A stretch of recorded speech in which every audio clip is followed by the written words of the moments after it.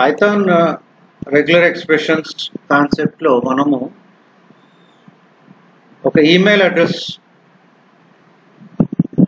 ఇవ్వాలి అంటే what are the rules to be followed. మనకి రెగ్యులర్ ఫార్మాట్ మనకు తెలుసు, user name @gmail.com or @yahoo.com something. So user name upper or lower case letters ఉండొచ్చు, numbers ఉండొచ్చు, dashes ఉండొచ్చు and under score ఉండొచ్చు అనుకుందాం.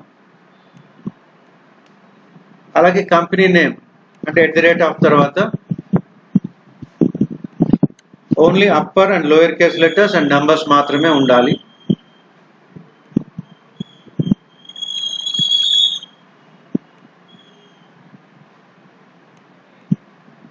డొమైన్ నేమ్ మనం ఏదైతే ఇస్తామో అంటే డాట్ తర్వాత upper are lower case letters ఉండొచ్చు, మాక్సిమం లెంగ్త్ ఎక్స్టెన్షన్ వచ్చేసి 3 ఉండొచ్చు. సో ఇవి మనకి బేసిక్ రూల్స్. సో మనం రెగ్యులర్ ఎక్స్ప్రెషన్ యూజ్ చేసి ఈమెయిల్ అడ్రసెస్ని వ్యాలిడేట్ చేసుకోవచ్చు. సో మనకి మ్యాచ్ ఫంక్షన్ ఉంది, MATCH under library RE. So import RE అని ఇచ్చాం మనం.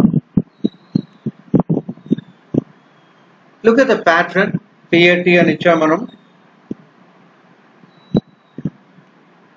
Starting with A to Z and lower case alphabets, upper case alphabets, numbers, hyphen లేదా underscore ఉండొచ్చు. ప్లస్ తర్వాత ఏముండాలి, @ ఉండాలి. @ తర్వాత అంటే జీమెయిల్ అని వస్తుంది లేదా యాహూ అని వస్తుంది. కంపెనీ నేమ్ అది కూడా lower case alphabets, upper case alphabets and numbers ఉండొచ్చు. ప్లస్ డాట్ ఉండాలి అండ్ డాట్ తర్వాత మనకి డొమైన్ వస్తుంది. ఆ డొమైన్ వచ్చేసి lower case alphabets and length వచ్చేసి 1 to 3 ఉండాలి. సో ఇప్పుడు ఒకసారి PAT ప్యాటర్న్ చూడండి, డబుల్ కొటేషన్స్ లో ఎలా ఇచ్చామో. So if the pattern matches with the string input S, ఇక్కడ ఒక ఫంక్షన్ క్రియేట్ చేసాం మనం. ఆ DF చూడండి, ఫంక్షన్ నేమ్ S సాల్వ్ అని ఇచ్చాము, parameter S. So out side the function S is equal to yami@gmail.com. So S అనేది ఇక్కడ ఇన్పుట్. ఫంక్షన్ మనం కాల్ చేసాం, solve with in brackets S function call.